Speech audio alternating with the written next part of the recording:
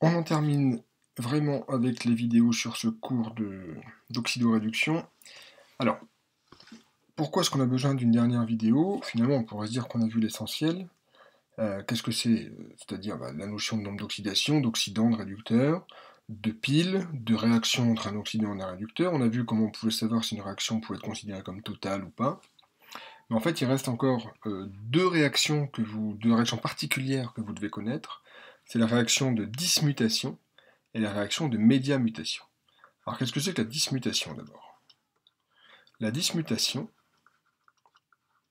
c'est une réaction qui peut apparaître quand une espèce chimique est à la fois le réducteur d'un couple et l'oxydant d'un autre couple. Alors je vais vous donner un exemple. Je donnerai aussi un exemple pour la médiamutation, c'est ce qui est le plus parlant. On va prendre le couple Cu2+, Cu+. Pas un couple courant, ça. D'habitude on prend plutôt Cu2+, Cu. Et on va prendre aussi le couple Cu+, Cu. Et donc, c'est ce qu'on disait juste avant, Cu+, il est à la fois réducteur de ce premier couple et oxydant du deuxième couple. Donc je vais les appeler 1 et 2. Et je donne les valeurs des potentiels standards. E0,1, donc du couple Cu2+, Cu+, c'est 0,16 volts. Et E02, c'est 0,52 volts.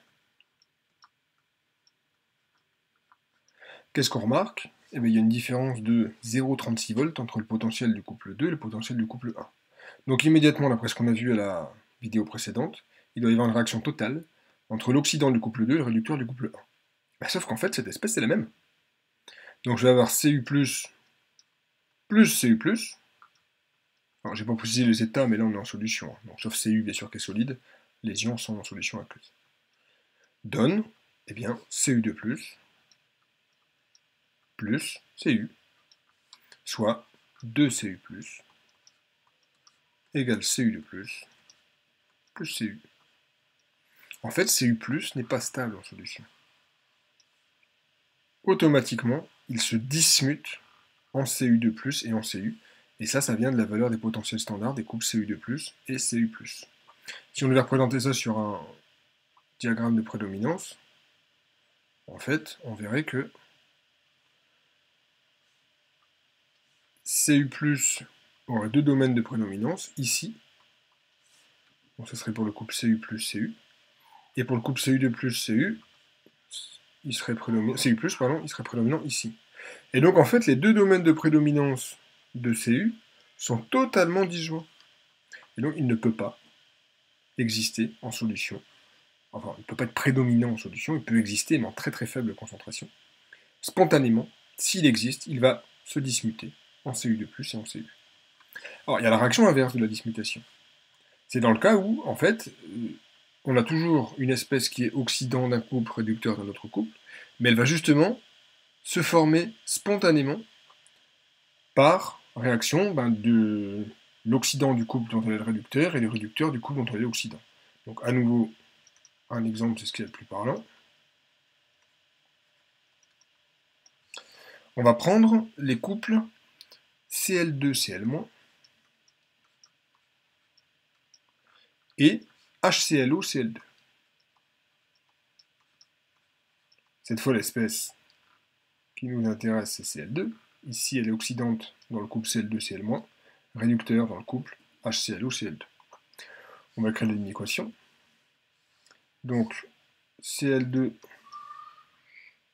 plus 2 électrons égale 2Cl-. À nouveau, j'écris pas les états, mais c'est pas ce qui nous intéresse ici. Et la deuxième, HClO d'un côté, Cl2 de l'autre. Alors j'ai 2 Cl, j'en mets 2 ici. J'ai donc 2 O, je mets 2 H2O. Ce qui me fait 4 H alors que j'en ai 2 ici, donc 2 H+. Et pour finir, 2 électrons pour équilibrer.